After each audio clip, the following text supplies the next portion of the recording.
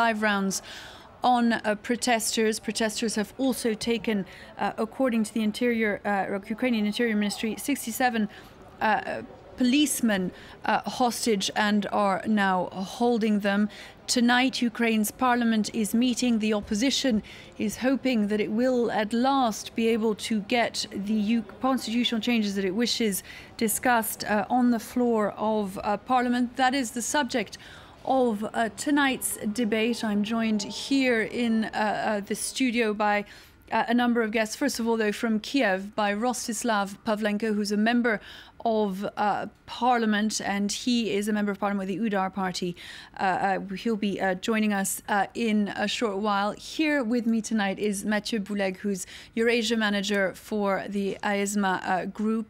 Also with me, Igor RESHETNIAK, who is a member of the Euro-Maidan collective. And Julian NUNDY is a freelance journalist and has covered Ukraine a great deal, joins us as well. We're joined also by satellite from Moscow by Dmitry SUSLOV, who's a political analyst now working for the Voice of Russia radio station. Thank you to all my guests for being with us. Well, we were looking there at the live pictures from the Ukrainian capital. Here is a look now at what's been happening elsewhere in the country. Set upon by protesters, the governor of the region of Volyn is dragged from his office and into a public square.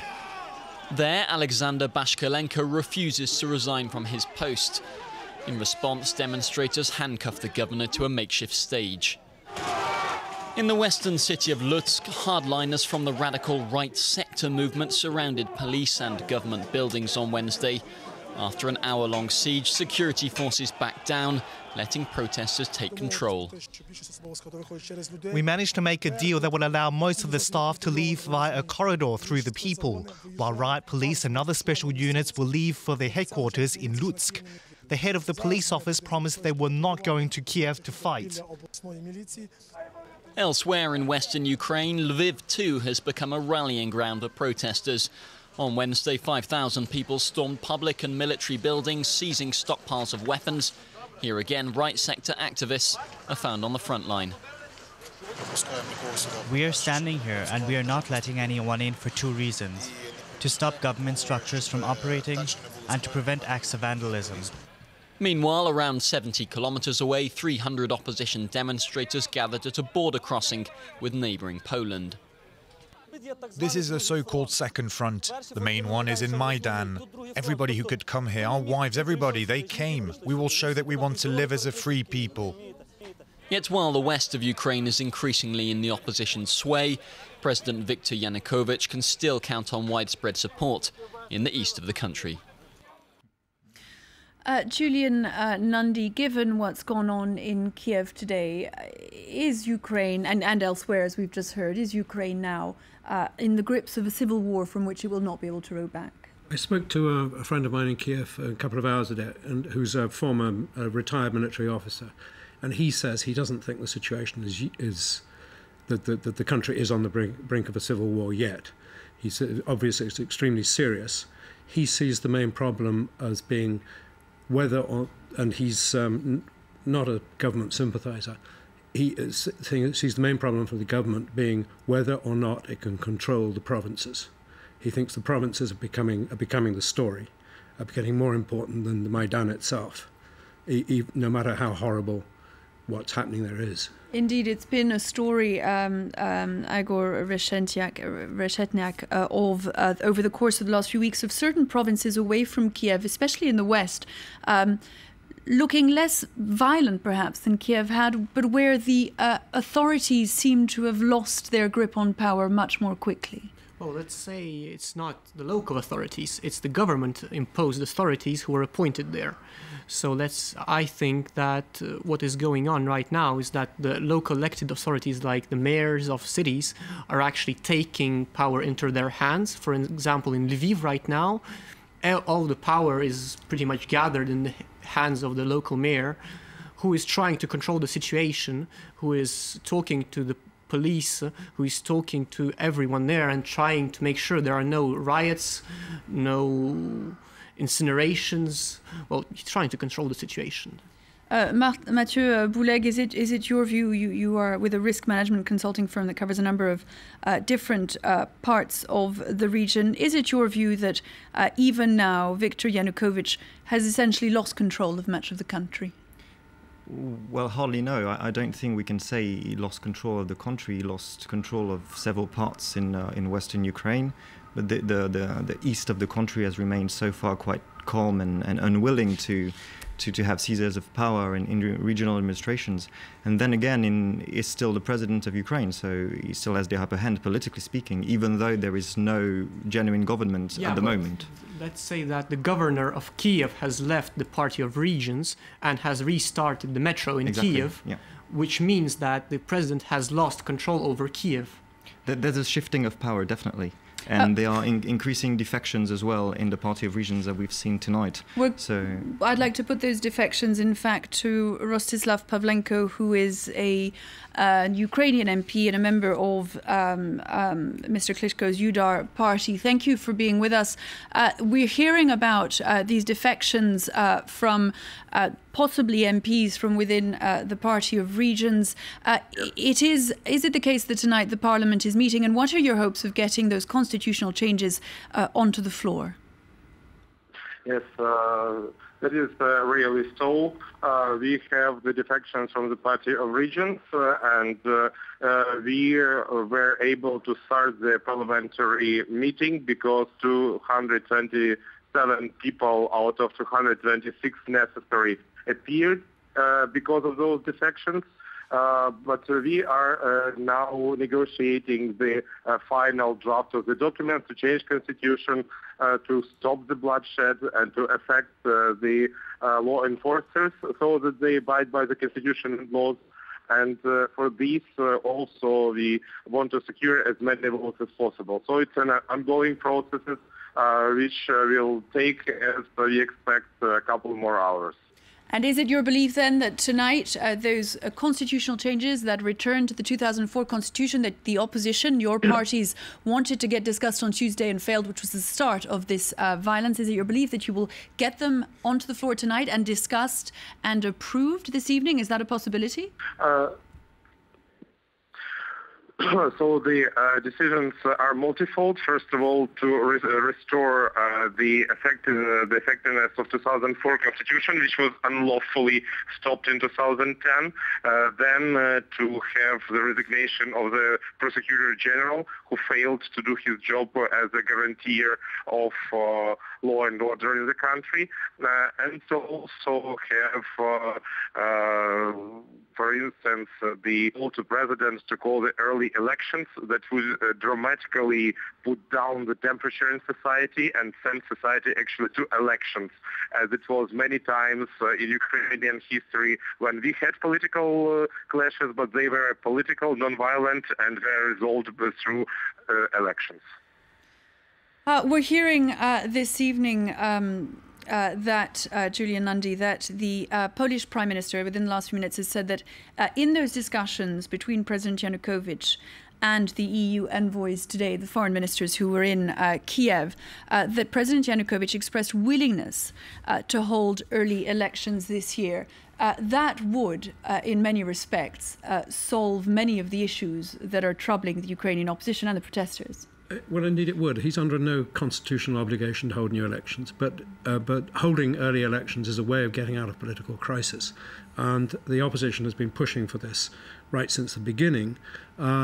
He's been rather stubborn over the past few months. He's not been moving. He's not been budging. There's time and time again we've had talk of him willing to do this, willing to do that, and when push comes to shove, nothing happens, which is what has produced the situation we have now. It's a familiar story, Matthieu BOULEGUE. We've seen over the last few weeks a number of times where he looked as though he might be willing to compromise, made noises about compromising, and it all seemed to be stalling for time in the end.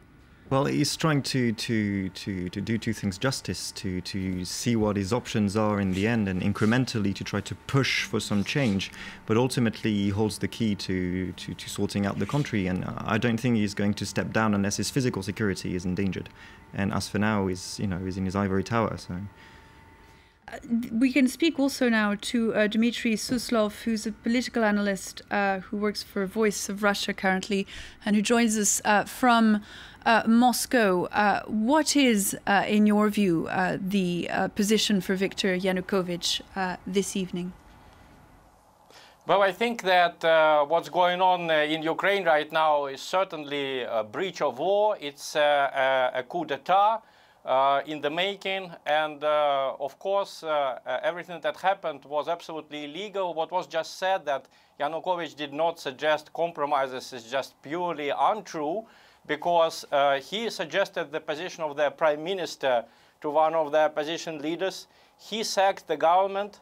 And just before the last upsurge in violence, he released 234 of the fighters who had been throwing Molotov cocktails at police. In France, these people would be in jail for many months, maybe years, and he released them all. So I don't believe the theory that he started this last wave of violence, because why would he release his worst opponents to see them on the street when he starts another attack?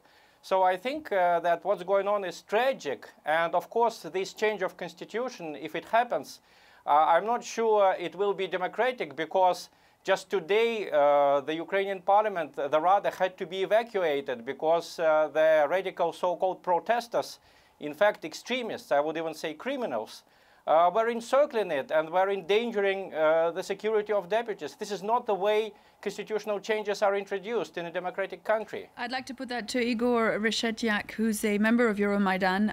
Compromises have been made. The Prime Minister was indeed sacked. The government was reshuffled.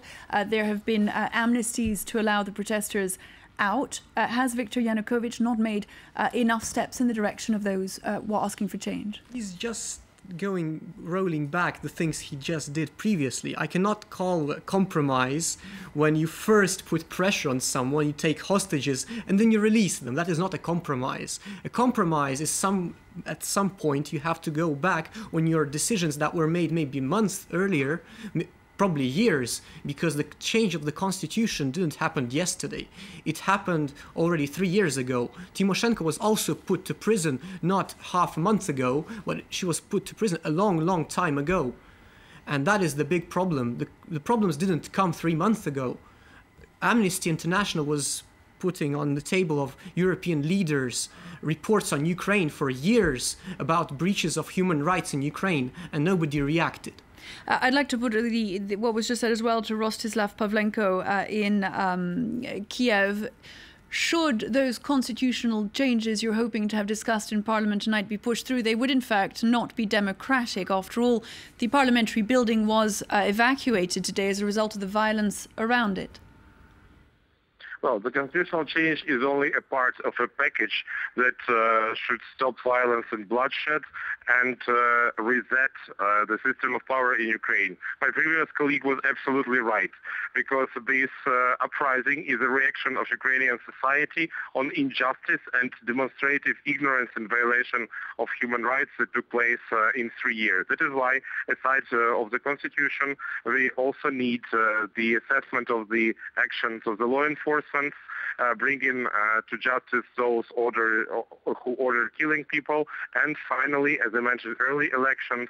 We have to show the clear signal to society that the power will be reset. Matthieu BOULEGUE, Ukraine has never seemed as divided as it seems tonight. You mentioned earlier the fact that in the east of the country, of course, people remain many loyal to Viktor Yanukovych. One of the things the Ukrainian government has put forward over the course of the last couple of days is the possibility of Ukraine being split. Is that a real possibility, do you think? According to Moscow, it is. But according to Ukrainians, it makes no sense historically to divide a country that has been united through division and united through many ethnic and linguistic and even religious and cultural challenges. So no, I don't really see a split in Ukraine in the coming years or in the coming months. It's all been part of Moscow's rhetoric to try to disaggregate Ukraine and make it weaker on the international arena. One of the key questions, of course, Julian NUNDY, will be over the course of the coming days the Kremlin's attitude towards this unfolding crisis. Well, indeed, and in fact, the Kremlin's attitude already. I mean, the foreign minister was today very, very harsh on the West, and there's the Moscow, like the man who's just talking from Moscow, who's talking a lot about an attempted coup d'état, which is just, in my view, is ridiculous. I think we're in for some rather too interesting times. Once the Olympic Games are over in Sochi, then we might see the rhetoric being ramped up, and there might be see a little bit more than rhetoric. There have been, however, mixed signals. We'd heard Vladimir Putin recently say that the money that is being offered by Moscow to Ukraine would be forthcoming, whoever was in power. He said so in Brussels just a few weeks ago. And we heard from Dmitry Medvedev today, Dmitry SUSLOV, who said that we need our partners to be in a good shape and the Ukrainian government to be legitimate and effective. It can't just be used like a dirty rag that people can just walk all over. Do you believe that should the position of Viktor Yanukovych come to be seen as untenable, Moscow would in fact not look beyond him and rather let him go?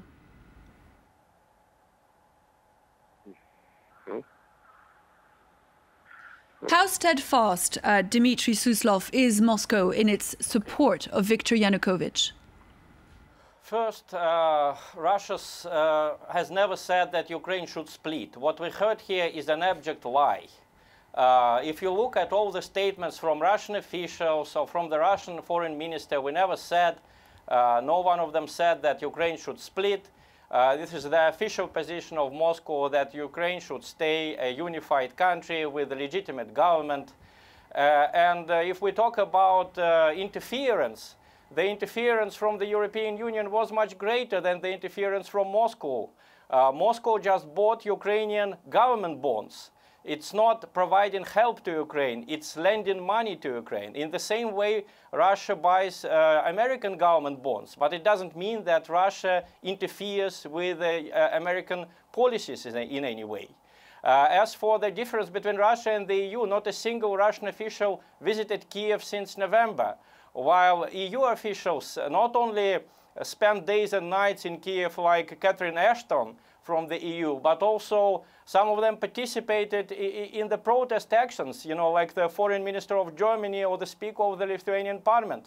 Imagine the speaker of Russian parliament speaking to anti-gay demonstrations in France, the demonstrations against the single-sex marriage. So what we saw in the last few months was a blatant violation by the EU of Ukrainian sovereignty, which they say is so sacred to them when Russia is concerned. This is just a blatant violation of law. Well, and the EU never gave any money to Ukraine, although Yanukovych did not refuse to sign that association agreement. He postponed signing it until the EU could help financially. So the EU only has itself to blame for Yanukovych not signing that agreement. We're going to come back to those points you just made in just a moment after this quick break.